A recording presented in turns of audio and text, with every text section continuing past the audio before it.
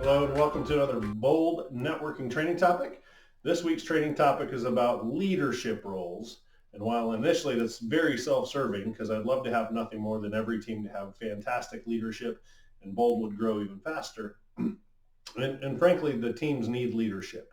Right? We need a coach to orchestrate everything and get a venue or host the meeting online, get the leadership into place.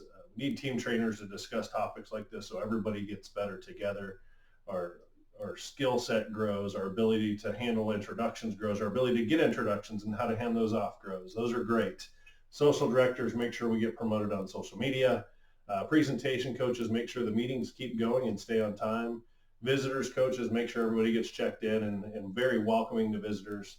Nothing worse than going to an event and nobody saying hi or welcome, any of those kind of things. So leadership roles are extremely important to just the function of a team. And that makes a lot of sense to me. But what I'd like you to consider today as part of today's training topic is why would you bother? Why would you consider stepping up into a leadership role and really what's in it for you? And frankly, there's not a whole lot of time investment. Excuse me, most of the leadership roles take no more than 10 or 15 extra minutes a week on top of the things you would likely be doing anyway. I mean, for example, you're going to have connect meetings. You're going to show up anyway. You're going to come early and hopefully stay late. You're going to welcome new guests. You're going to want to have connect meetings. You're going to do all of those things anyway. Being in a leadership role, you just elevate that a little bit more. There's a little bit more sense of ownership. But with that ownership comes a lot of benefits that I can't even begin to enumerate here in the video. Probably the most important comes from the fact that you're adding more value. And when we add more value, we gain more influence. And the more influence in the networking world and the sales world ultimately leads to receiving more introductions and having greater sales. So greater success in networking actually comes from being a leader. Super helpful for doing that. Some other things that it does, it increases your influence in your market. Eventually, you're going to become the go-to person. You're so connected that they're going to say, hey, who do you know? I get those calls almost weekly. Another thing that's going to happen is visitors that come to your networking event are going to see you in a leadership role and want to connect with you. So again, your influence is increased. Plus, it feels good. We're adding value. We're making the events a better place to go, better events for everybody else, but also for us a little bit selfishly. Uh, Lots of things come from hosting great events. So I hope you'll consider stepping up into one of the leadership roles. So let's go through them real quick. Your team coaches are essentially responsible for setting up the meeting, all the logistics, also coordinating who the leaders are, approves or disapproves members to join, industry overlap, really everything that is to be a meeting is ran through the coach. So the first point of contact. Your team trainer is one of the most critical roles. In addition to being a backup for the team coach, should they not be able to make it for any reason, they're also going to handle the training topic. And the training topics are really not that easy. That's why we started these videos, is simply because we teach a little bit differently.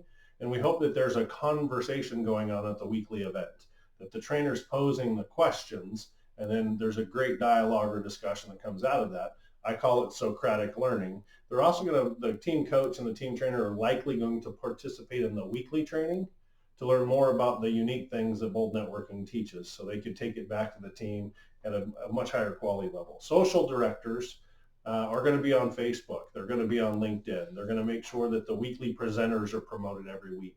And then the following week, they're going to say, hey, remember the person that just presented? And this week, let's go like so-and-so's Facebook page. They're the social butterflies, kind of connecting everything on digital. The presentation coach is a pretty critical position. They keep time. Not only do they keep time for the 60-second commercials, the 6-minute presentation, and the 30-second commercials, but they help the team with their commercials. So they'll have templates available and resources available. Should they be asked to help out, say, hey, how do I say that? I'm getting ready to do my 6-minute presentation. What do you recommend? They also have to play bad cop occasionally. When somebody just can't seem to get things done in 60 seconds and always goes over. I call those folks the on and ons. They just go on and on and on and on.